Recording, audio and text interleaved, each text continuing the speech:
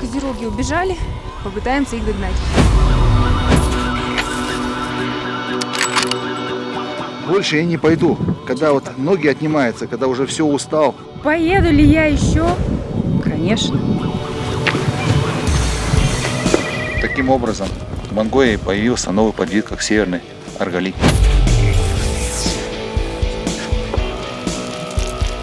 Это надо было Я такое, видела, да? как он упал. Дистанция была 1200 метров и был сильный ветер. Я косичку заплетала. Лошади уже в прошлом. Но прогресс берет свое. Туксо сказал, будет легко. Но это была шутка. Это вот удача, что они пошли с ледника на другой ледник.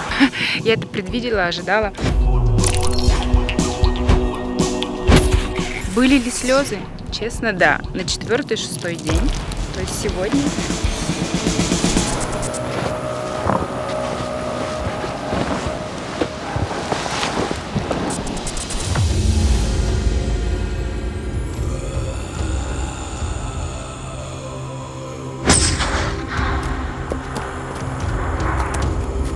Во всех регионах мира, где обитают дикие копытные, трофейная природосберегающая охота – это единственный способ защитить и приумножить их популяции.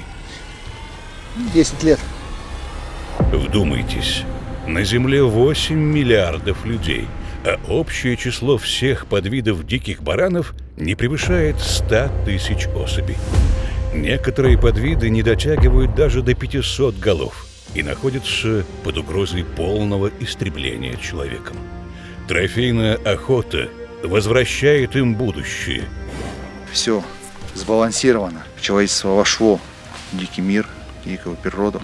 Мы должны все равно участвовать и нести ответственность за сохранность и бережное отношение к природным ресурсам. Сергей Мазуркевич продолжает свою экспедицию в Монголии.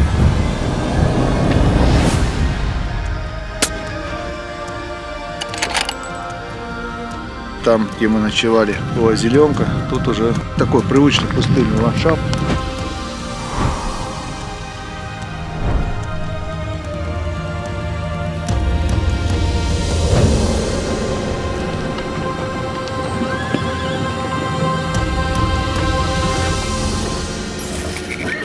Трофейная охота в Монголии. Фильм 3. Первый день мы взяли барана, 2 августа мы взяли козерога. А 3-й день охоты в Монголии прошел впустую. Так себе разведчики. Как-то начинает буксовать охота. Ожидания более оптимистические. К сожалению, меня в позицию, мы увидели, что барана здесь тоже нет. 4-й день начался с промаха. Не попал, да, вообще? Рядом? Нет. Я вообще не понял, где я попал. Чуть выше. Алтайский козерог ушел, и неудачный выстрел не даст покоя охотнику до следующего дня. Дистанция была 515 метров, угол наклона 26 градусов. Боковой ветер все-таки пулю снес. Я и делал полмила поправку на ветер. Что-то пошло не так. Пуля легла прямо перед шеей. Сегодня будем делать вторую попытку. Будем рассчитывать, что все сложится удачно. Если нет, то это будет повод снова приехать в Монголию. День в разгаре, и охотники решают продолжить движение на юго-запад и пересечь долину озера Цецекнул. Перед ними встают отроги Мянган-Угалзат. В переводе на русский это значит «горы тысячи овец».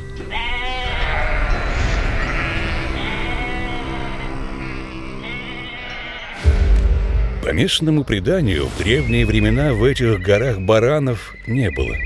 Бедный охотник со своим маленьким сыном пришел сюда, но ничего не смог добыть. И тут его сын увидел неподалеку ягненка, пьющего из ручья. Он поймал ягненка, но отец сказал сыну: «Это такой же ребенок, как и ты.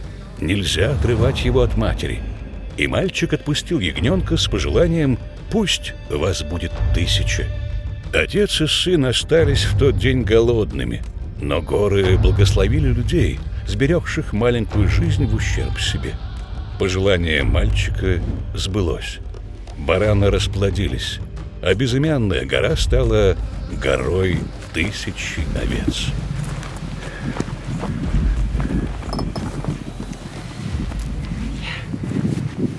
Чувствую себя учителем из «Властелина колец» с посохом седой который.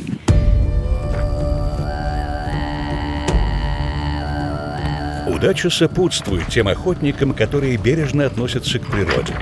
Группа старых самцов спускается с ледника навстречу охотникам и вскоре оказывается в зоне прямой видимости. Все самцы здесь.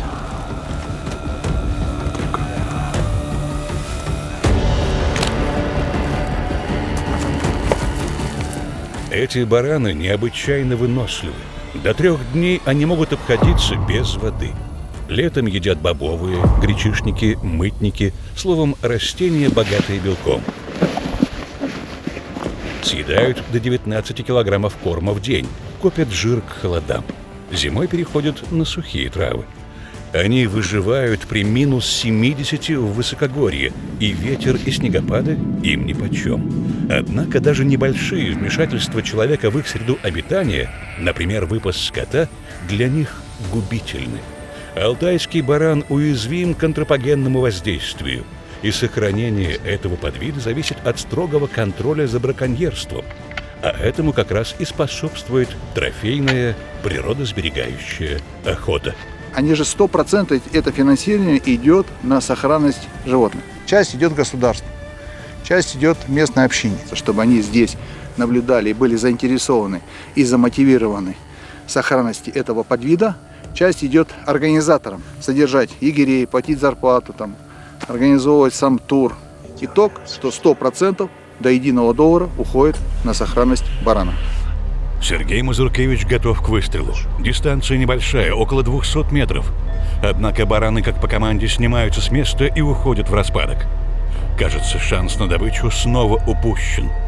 Но егерь, хорошо знающий местность, предлагает немедленно поменять позицию.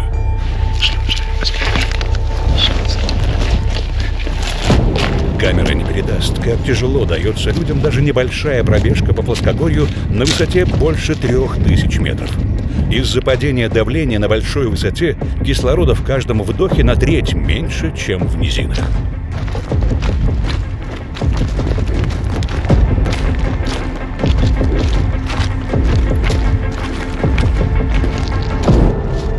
Ожидания егеря оправдались. Бараны остановились в распадке.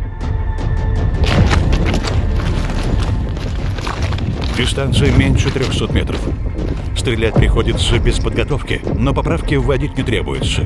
Пока бараны спускались с горы, охотник готовился к выстрелу на такой же дистанции.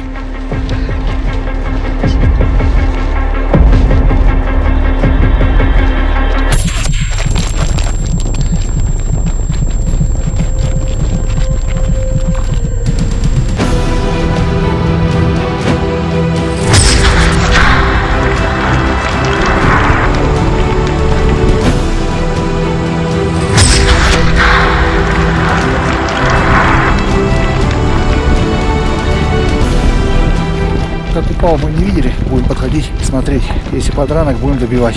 Если все хорошо, значит тогда охота состоялась, и алтайский баран есть.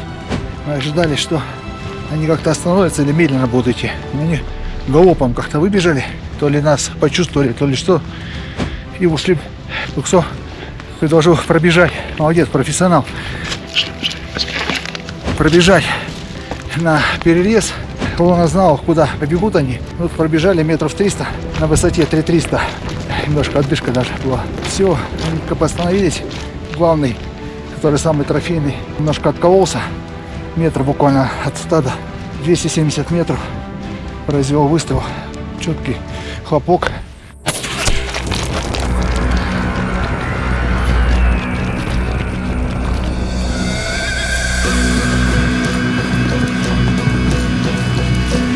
Все, готов. Алтайский баран есть. Такой большой. Жара стоит 30 градусов. Они все наверху. Это вот удача, что они пошли с ледника на переход, и разведчики их увидели, что они идут на другой ледник, на верхний. Тут мы обрезали ход. Я очень доволен. Жалко только. Извини. Алтайский баран – это самый крупный баран в мире. По своей базе, величине. Красота. 130. Туксо, хорошая работа. Царь баранов. Это очень сложно, если люди думают, что это легко. Это нелегко, это очень сложно до слез. Неподготовленному человеку. И, наверное, мне повезло, что у меня нет проблем с высотой. То есть 3500, 3000. В общем, за мужа рада, за барана не очень. Спасибо, что доверились. Работаем всегда от сердца. Сердце даст дорогу, я так всем нам. Большой профессионализм команды в такую жару найти барана, потому что они всегда прячутся. 7 штук было, все мудренные, 10 лет и более, этому порядка 12 лет. Спасибо Туксо, его команде, организовали и провели столь масштабную работу. Мы добыли великолепного трофея. Обязательная процедура изъятия генного материала для науки – это незаменимый и неоценимый вклад. Мы все стараемся животный мир сохранять. Многие этого не понимают. Наука на нашей стороне тоже вносит свой вклад, открывает новые подвиды, открывает нам новые дороги, новые страны, новые маршруты. Уважаемые охотники, не будем лениться им тоже помогать. 4-й день тура по Монголии подошел к концу и принес охотнику прекрасный трофей алтайского аргали. Утром егеря продолжат поиски козерога, чтобы завтра попытаться закончить охоту в этих горах и двинуться дальше на юг, навстречу жаркому дыханию Гоби.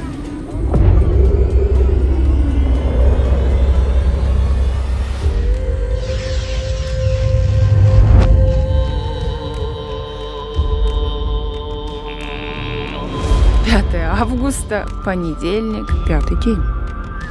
Доброе утро. Завтрак из алтайского барана. Ранним утром экспедиция вновь выдвигается к подножию Сутай-Хайрхан, где, по сообщениям егерей, продолжают пастись козероги. Однако случается непредвиденное. Двигались в вчерашнее место, где козероги. Буквально на этом же месте я вчера проверял угол наклона у бинокля. Пробили 2 колеса, передние и задние.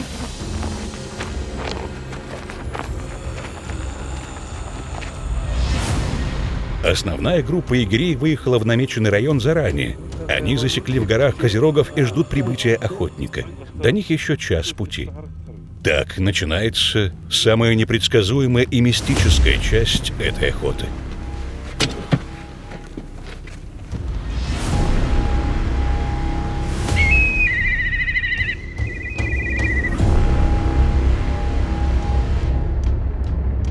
Уникальный случай в моей жизни. Первый раз такое произошло. Слышал, что есть дыхание гор, и горы отдают иногда.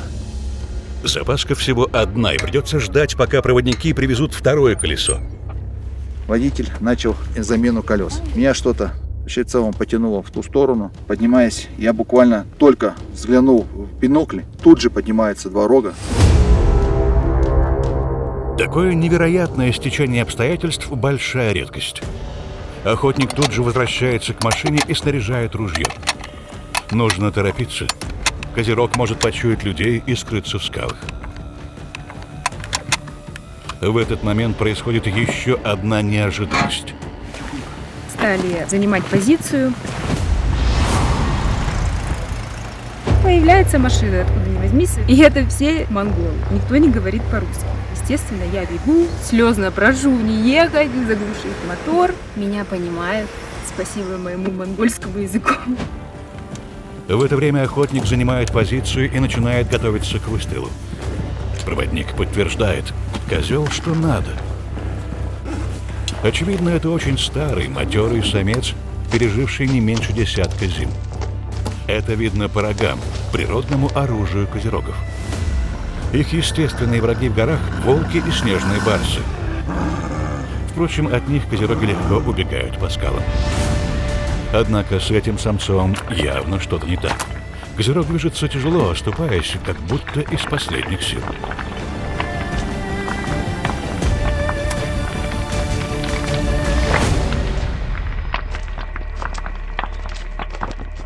После того, когда заняли позицию, встает и занимает лучшее положение для выстрела и подставляется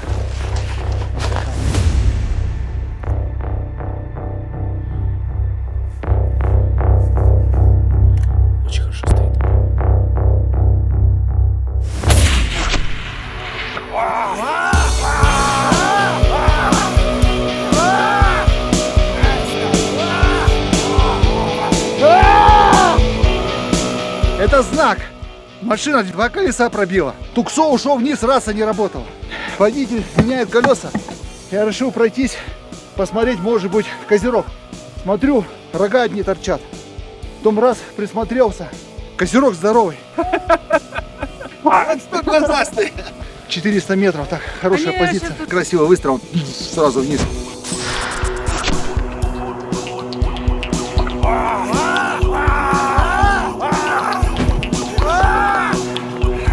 Ты видела, как упал? Да, я даже оттуда видела. Шофер остается на машине, сторожите ваши вещи. Вы сходите, фотографируйте, хорошо? Людей на машине, так не вовремя оказавшихся на месте охоты, теперь можно пропустить. Охота состоялась, цель достигнута. И когда мы уже поднимались наверх, такая гора, Сыпучие. я думаю, зачем я-то поднимаюсь? А я должна была подняться, чтобы найти его. Да, совершенно верно, потому что я прошел мимо и начал подниматься выше. А Алена понимала, где это все произошло, и четко вышла на трофей козерога. Поднимаясь в гору в поиске добычи, охотник ощущает усиливающийся гнилостный запах. Так пахнет только падаль, и это сбивает с толку. Думаю, что такое? Думаю, может, это не наш трофей. Смотрим, хребет разорван когтями. То есть он накануне или дня 2 назад был подвержен нападению снежного барса. И он уже мучился, у него уже это загноение пошло. То есть мы сейчас понимаем, почему вчера здесь остановились. Мы понимаем сейчас, почему пробито было 2 колеса. И мы понимаем, почему вчера произошел промах. Наша миссия была не только взять трофей, но и избавили от мучения животное. Вчера мне было очень жалко барана. Ну, так устроена женская сущность, не знаю. Сегодня, когда я увидела, что это был просто ходячий труп, весь изъеденный червями, но он ходил, он жил. Вот. И, конечно, тут надо было обязательно его застрелить, ибо он не мучился. Этому животному уже 12 лет, он старый. По этой причине его снежный барс и догнал. Было бы оно молодое и сильное, оно могло бы уйти. Я, честно говоря, впечатлен. И это и очередное доказательство, что такое трофейная охота. То, что она приносит только пользу. В данной ситуации вообще избавила животное от мучительной смерти. Это действительно уникальный случай. Как будто сами горы привели охотника к животному, чей жизненный цикл, очевидно, подошел к концу. Знаешь, такого взяли. Супер. Я когда подошел, вот так смотрю, ничего нет. И он вот так рогом поднимает. Карабин берем. Он встал, пошел, я его плохо вижу. Он встал из последних сил, встал, вот так вот встал вообще полностью. Вот. Стреляю, он сразу падает. Подхожу, запах такой. А у него на хребте уже этот червь. Уже содрал этот снежный барс, содрал его уже. Теперь понимаем, почему вчера промах был. Вот прям одно в одно сошлось.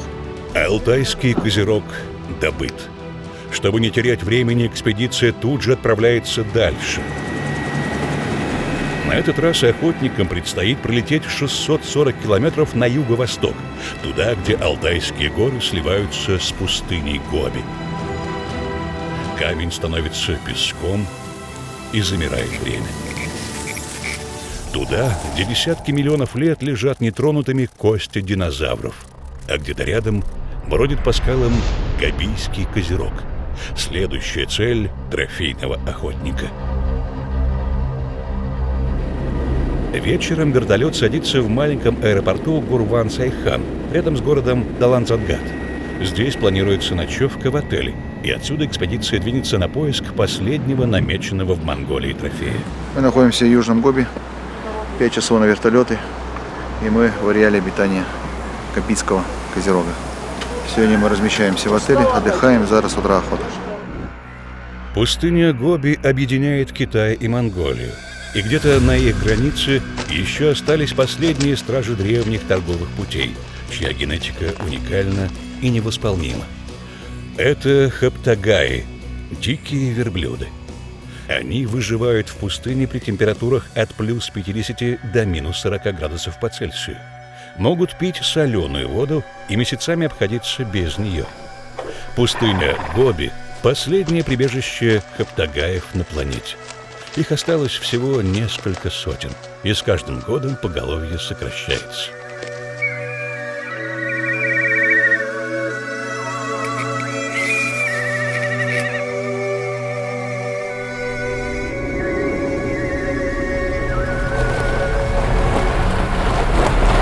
Габийский козерог замечен егерями на небольшом хребте Ихнамгон-Ула, что в переводе на русский означает «тихая осень», в 60 километрах на юг от Далан-Задгада. Охотник и не догадывается, что если пройти в том же направлении еще 60 километров, можно увидеть остатки Великой Китайской стены. Это ее монгольская часть и самая северная. Она тянется по плоскогорью на 737 километров. Построена между XI и XIII веками не для обороны, а скорее как средство контроля за кочевниками и их стадами.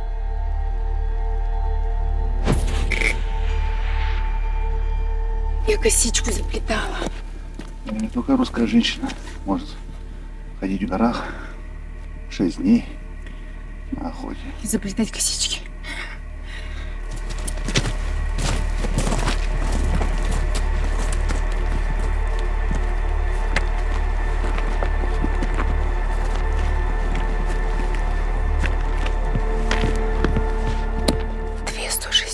Поднялись. Туксо сказал, будет легко. Но это было жутко. Было нелегко. Сейчас заняли позицию и высматриваем трофей. Козерогов замечают быстро, до цели меньше километра. Но трофейные качества вызывают сомнения и у егерей, и у охотника. Люди принимают решение продвинуться вглубь хребта и осмотреть другие склоны, скрытые от обзора сейчас. Спустя полкилометра с большей высоты становится видна еще одна группа козерогов.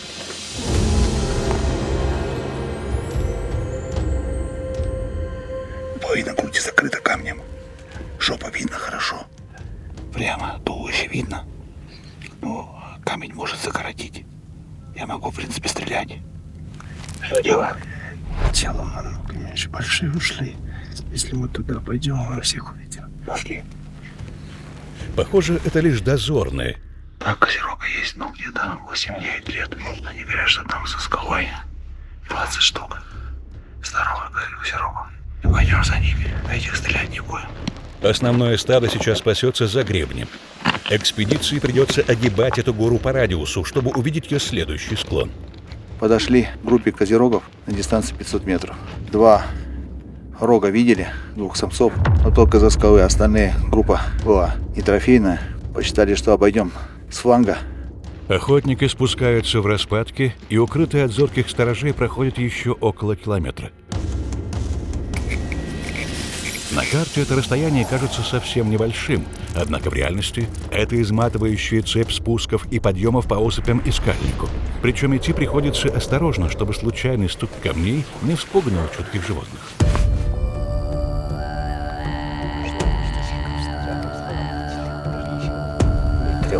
Ладно, 50 метров пройдемся и...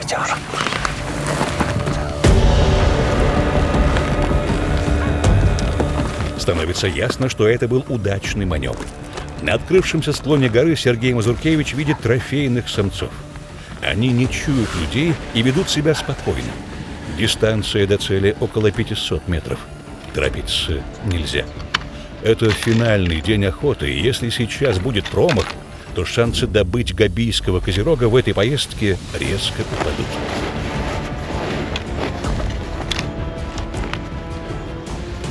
Внизу. 2 видишь вместе на скале. И самый дальний в стоит. Да, 2 головой. Да. Рядом, чуть дальнее, рога видно. Да. Левее наши.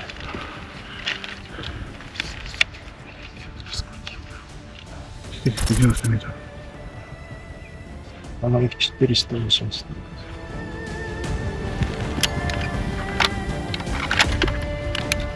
Начинаю потихоньку ходить. Верхний чуть побольше. Вот его мотай. Голову поднем немножко. Охотник медлит. Трофейный самец сейчас в неудобной позиции, и лучше дождаться, пока тот повернется боком. Тогда убойная зона будет больше. По сравнению с сибирскими или альпийскими подвидами, рога габийского козерога уже и короче, поперечные кольца крупнее и теснее сдвинуты. В поисках еды они умеют подниматься на задние ноги и обходятся малым количеством воды, так как привыкли жить в пустынной местности. Обоняние, зрение и слух отлично развиты. Очень ловки на скалах и крутых склонах. Пока мы наблюдали за выбранным трофеем, я опасался, что стрельну и попаду в рог, не стал рисковать. Ожидали минут 10, в этот момент снизу поднялся другой козерог. Поинтереснее качество. Пока принимали решение, какой будем стрелять, второй козерог накопытил и лег под скалу. Хоть он и был лежачий, но убойное место хорошо просматривалось. Который будем стрелять? Лежит под скалой, который... Готовились. Произвел выстрел. С первого же выстрела козерог был поражен.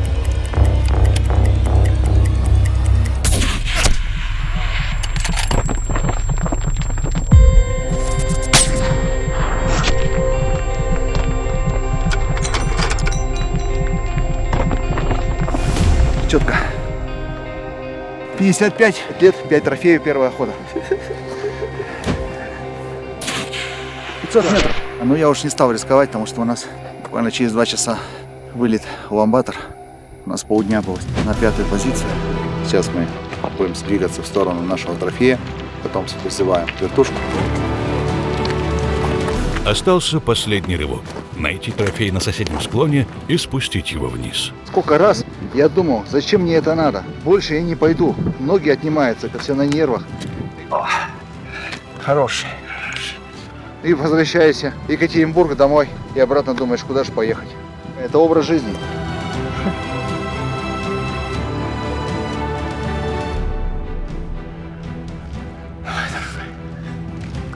Спасибо.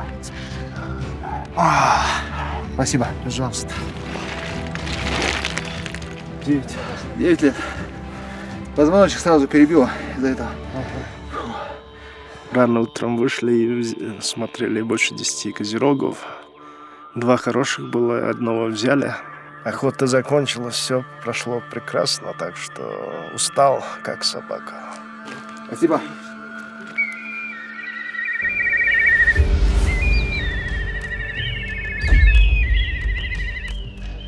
Призываем всех охотников присоединиться к акции сбора генного материала. Для нас это совсем не сложно. 1 минута. Замеры тут уже делать не нужно. Главное генный материал и ареал питания животных. А наука будет уже определять, есть ли какие-то изменения, есть ли смешение каких-то других подвидов. В Монголии появился новый подвид северный арголит. Таким образом транспортирует добытого животного с гор местное население. Местные егеря, охотники. Лошади уже в прошлом. Пастухи на мотоциклах, на автомобилях. Но прогресс берет свое. 6 дней подошли к концу. Были ли слезы? Честно, да. На 4-6 день, то есть сегодня, это были слезы 5 минут. Поеду ли я еще? Конечно. Но немножко другие условия. Рада ли я за мужа? 900 метров. Классика жанра. Безумно рада. Придется обойти с другой стороны, зайти. Я знала, что все 5 позиций он точно возьмет. Единственное, что я думала, мы уложимся 5 дней, а тут получилось 6. Очередная охота в Монголии завершена. Подведем итог охоты в Монголии. В течение 6 дней Сергей Мазуркевич с супругой добыли 5 уникальных трофеев.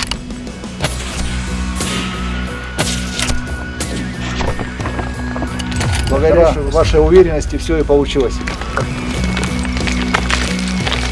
Да, спасибо.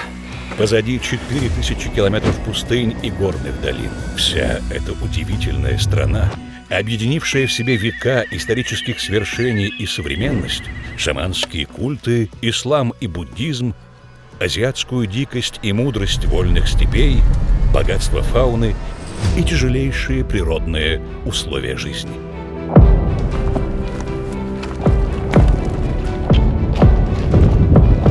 Но путь трофейного охотника в Монголии не завершен. Здесь есть еще одна цель. У нас осталась новая позиция. Северный Алтайский баран. Мы с Туксо договорились, что в следующем году, если будет лицензия, то обязательно посетим 3-й раз уже Монголию. Уже я, можно сказать, живу этими мыслями. И это значит, впереди новая экспедиция в страну Чингисхана.